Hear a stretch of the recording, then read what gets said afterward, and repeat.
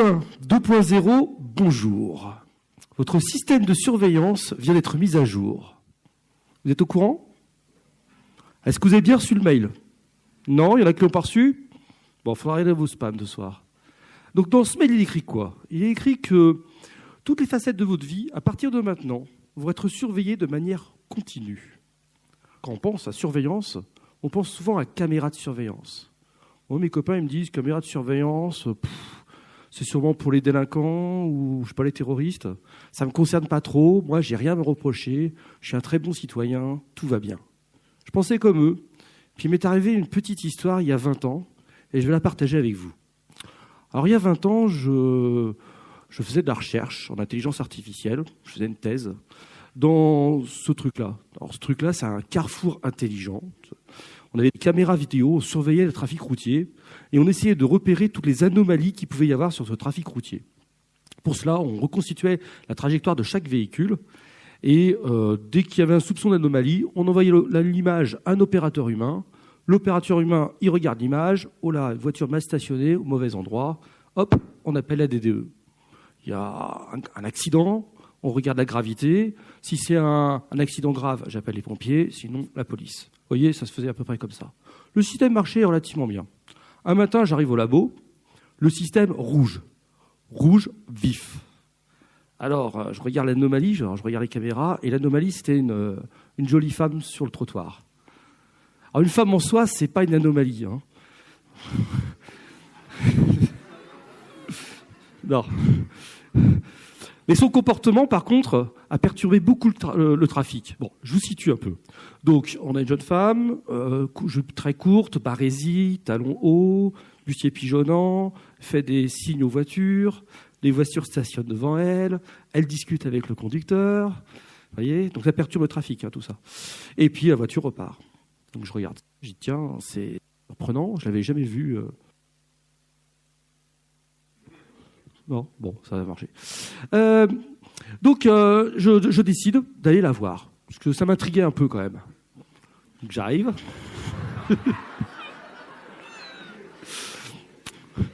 Bonjour mademoiselle. Vous êtes surveillée par les caméras vidéo. Vous voyez, c'est un carrefour expérimental. Et surtout, vous troublez mon système informatique. Donc ça l'a fait un peu rire.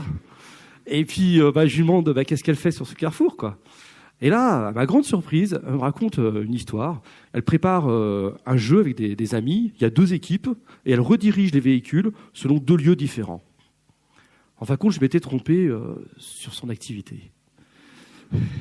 Alors, en 99, heureusement pour elle, les systèmes informatiques ne sont pas capables de reconnaître le comportement sur l'infrastructure routière des humains. Hein, aucune machine n'est capable de le faire. En 99. Par contre, aujourd'hui, en 2019, il y a des intelligences artificielles qui sont capables de reconnaître certains comportements dans la rue et surtout, elles sont capables de vous identifier. Alors, comment on s'identifie en général dans la vie courante? En général, on a des cartes d'identité, des permis de conduire, des cartes vitales. Bon, ça, c'est moi. Hein. Et en général, avec ça, on a des droits. Droit d'être citoyen, droit de conduire, droit d'être soigné, puis des devoirs. Il faut respecter le code civil, respecter le code de la route, bon bref. Alors ça, c'est dans la vie réelle. Mais sur Internet, ça se passe comment, l'identification? En général, ça commence par un login et un mot de passe. Alors si ça s'arrête là, c'est très bien. On est dans le monde de l'anonymat. Vous pouvez créer autant de logins, autant de mots de passe que vous voulez, autant de comptes que vous voulez. D'accord ? Mais rapidement, on vous demande d'autres choses. On vous demande votre nom, votre prénom, votre date de naissance, votre genre. On commence à vous classer. Vous êtes une jeune femme entre 25 et 35 ans. Vous voyez, on commence à vous proposer peut-être des services sur mesure. Et puis, on va vous demander vos goûts, vos compétences, votre numéro de téléphone. Ah, là, ça se complique un peu, le numéro de téléphone. Oui, parce qu'on met 33 devant, l'identification de la France, et vous avez un numéro mondial sur WhatsApp ou sur WeChat. Vous remarquez qu'on vous demande de plus en plus votre numéro de téléphone? Ouais. Parce qu'en plus, on vous géolocalise. Ça, quand même, comme ça, on sait exactement où vous êtes. Et puis, on vous propose de donner votre carte bancaire. Alors là, c'est votre comportement d'acheteur ou de consommateur qui commence à être suivi. Et puis, on fournit sur Internet du texte, des vidéos, des photos. Alors sur chacune de ces photos, on va commencer à identifier nos contacts, nos meilleurs amis, nos enfants. Je ne sais pas pourquoi on fait ça, mais on le fait. Et puis à partir de là, le système est capable de nous reconnaître de manière automatique. Chacune des photos qui arrivent sur Google Photos ou sur iPhoto est analysée. Là, il y a un enfant qui est en train de souffler des bougies, 8 bougies sur un gâteau au chocolat. L'enfant l'a déjà identifié 37 fois. C'est-à-dire qu'on a fait ce qu'on appelle des index. Toutes les photos que vous diffusez sur Internet sont analysées et transformées. Vous pouvez aller sur Google Photos, par exemple, et demander « Trouve-moi parmi mes photos, toutes les photos, il y a un gâteau au chocolat ». L'information vous est donnée de manière instantanée. Ça a déjà été calculé. Les photos sont stockées et le contenu des photos aussi sont stockés. Alors, on ne va pas s'arrêter là. On va aussi analyser vos comportements sur Internet. Vos clics, vos recherches, vos achats. Et puis sur les achats, vos évaluations sur les achats, les commentaires sur les achats. Tout ça c'est mis et stocké, enregistré, etc. Et puis nos likes, évidemment. Nos fameux likes. Alors maintenant, ils sont un petit peu améliorés. On est en colère, on est triste. C'est un peu puéril, mais ça marche super bien. Ça marche bien pour eux parce qu'ils peuvent commencer à vous identifier. Ils ont embauché, on va parler du « il » après. Ils ont embauché des psychologues, sociologues, anthropologues pour commencer à bien affiner vos profils. Chacun de vos profils vont être analysés. Par exemple, peut-être qu'on vous a identifié dernièrement... Alors, profil, tous les sens de profil, tendance religieuse, tendance politique, votre santé, vos consommations, tout est bien analysé. Peut-être qu'aujourd'hui, vous avez été analysé comme pervers narcissique, ou prostitué, ou obsédé du cassoulet. Depuis quelque temps, on va en plus ajouter quelque chose. On va analyser le réel. C'est-à-dire qu'on va avoir des outils, des Google Home, des Alexa, des téléphones portables qui vont vous écouter chez vous. Et puis on y rajoute bien sûr les caméras vidéo. Alors avec les caméras vidéo, ça devient carrément intrusif. On vous reconnaît, on vous identifie dans la rue, dans les supermarchés, dans les banques. Et évidemment, ce qui est associé à ça, c'est qu'on va fusionner votre identité réelle avec votre identité numérique. Vous ne pourrez plus dire que vous aviez plusieurs identités numériques. C'est terminé. Ce que je viens de vous annoncer là, aujourd'hui, c'est tout simplement la fin de l'anonymat. C'est ce qui se passe aujourd'hui. Putain, je viens de plomber l'ambiance là. Alors, on va voir si vous êtes concernés. Qui, ici, s'est connecté cette semaine sur un de ces réseaux ? Tout le monde a levé la main ? Bon. De manière unanime, on est concerné. Vous vous sentez sous influence ou pas ? Vous sentez qu'on pilote un peu votre vie ? Oui, un petit peu ? Oui, parce que déjà, leur façon de fonctionner, qu'est-ce que c'est ? Vendre de la publicité. La publicité, c'est une influence. C'est vous dire, tiens, tu devrais acheter ça plutôt que ça. Et c'est ciblé, c'est classé en fonction de votre mode de consommation, ou plutôt du profil du consommateur. C'est là où les intelligences artificielles commencent à agir. On va vous prendre votre super profil. Je vais vous donner plein d'informations sur ces profils. On va construire de nouvelles informations. Et puis, on va vous comparer entre vous. Et puis, étant donné qu'on est très, très nombreux, ils peuvent commencer à savoir quel goût de film vous aimez. Sur Netflix, on va vous proposer ce film-là parce que vous êtes partie des gens qui aiment tous ces films-là, qui détestent tout cela. Oui, c'est tous les films que vous avez arrêtés au milieu et que vous avez pris un autre film ensuite. Vous voyez, ça, c'est les films qu'on n'aime pas. Et puis, tout ce groupe-là a aimé ce film-là. Et celui-là, vous ne l'avez pas vu. Hop, on vous le propose. C'est comme ça que marchent tous les moteurs de recommandation. Ils vont même plus loin, ils sont capables de prédire l'achat que vous allez faire. C'est le modèle d'Amazon. C'est-à-dire qu'on est capable de mettre d'approvisionner le stock à côté de chez vous dans le produit que vous allez acheter demain. Ça a l'air de la magie, mais ça marche super bien. À Los Angeles, ils livrent les canapés en 4 heures. Ça donne un peu le niveau. Alors, est-ce qu'il y a d'autres influences que la consommation ? J'ai envie de dire oui. On est influencé aussi dans ce qu'il y a de plus intime, notre cerveau. En fin de compte, quand vous cherchez de l'information sur Internet, vous allez vers des vérités qui vous plaisent et vous allez confirmer vos vérités. C'est le principe de l'apprentissage. J'ai appris quelque chose, je veux vérifier que cette chose-là existe et puis je vais lire le maximum d'informations qui concernent ma vérité. Sauf que je suis pas tout seul à aller sur Internet. Il y a des grosses boîtes on les a vues là, qui regardent tous mes gestes sur Internet, puis ils disent oh mais il aime bien cette vérité-là. Je sais pas, par exemple, imaginons que je crois qu'on n'a jamais été sur la Lune. Il y a plein d'articles là-dessus. Bon, naturellement, Google va me pusher de l'information sur le fil d'actualité de tous les hommes qui n'ont pas été sur la Lune avec des preuves, etc., etc. Et naturellement, ça va confirmer mes connaissances.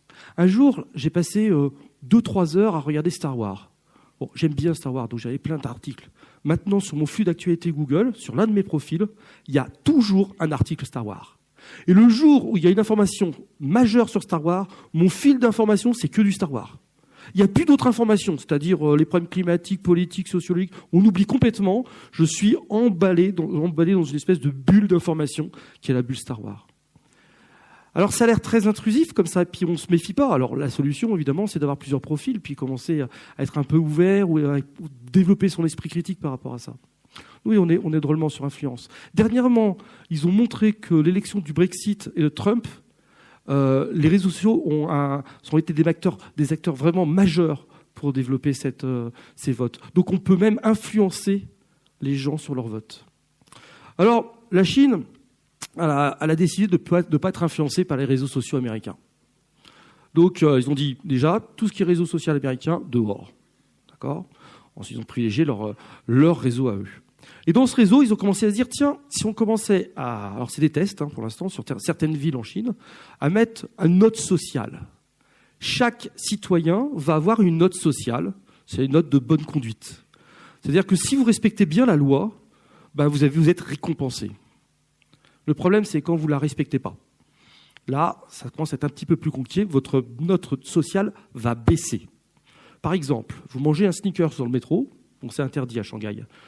Donc, vous avez votre note sociale qui baisse. Vous passez au passage piéton avec le petit bonhomme rouge, là. Donc, c'est interdit, ça, c'est pas bien. Mais on le fait toujours en France. Et en Chine, hop, on est flashé. Votre photo est affichée sur les murs de la ville. Vous avez le droit à une amende et votre note sociale baisse. Et c'est le respect du code civil, là. C'est juste...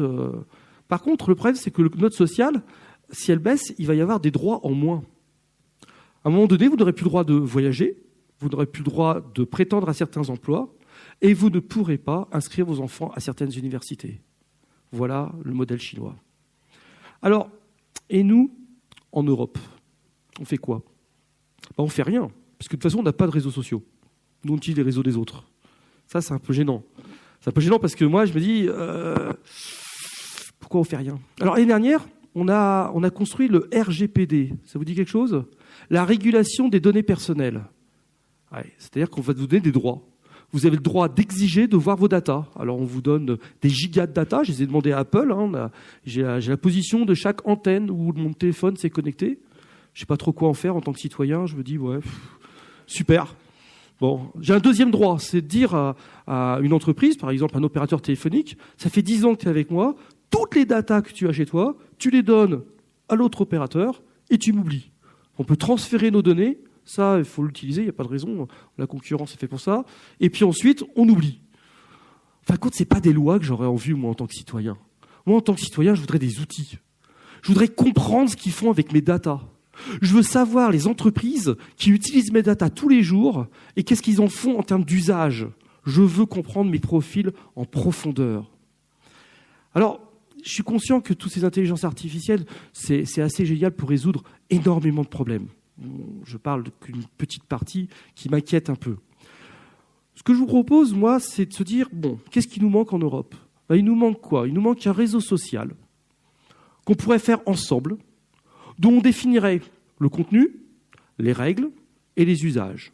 Que je puisse avoir un tableau de bord de mes données personnelles et que ce réseau social me permette de voir mon profil en complet, tous les traitements qui sont associés, les usages de mes données et surtout, je veux pouvoir tout contrôler. Je ne veux pas que cette entreprise utilise une partie de mes datas, je l'empêche. Je veux ce droit-là. On peut le faire. Techniquement, ça ne pose aucun problème. C'est juste un problème d'influence politique. Qui veut se lancer là-dessus ? Et je pense que nous, en tant que citoyens, on pourrait vraiment créer quelque chose de sympa. Ça pourrait être un réseau public. On pourrait voter pour.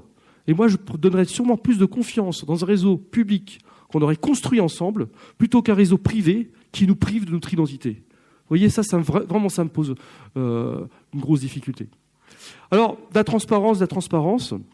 Et pour conclure, j'ai envie de dire quoi ? Je vous demande, j'exige, ou exigeons plutôt ensemble, la transparence sur nos données, la transparence sur nos traitements. Et puis, le thème du TED, c'est les acteurs du changement. Les acteurs du changement, c'est nous. Et sur cela, je vous souhaite toutes et toutes une très belle mise à jour. Merci.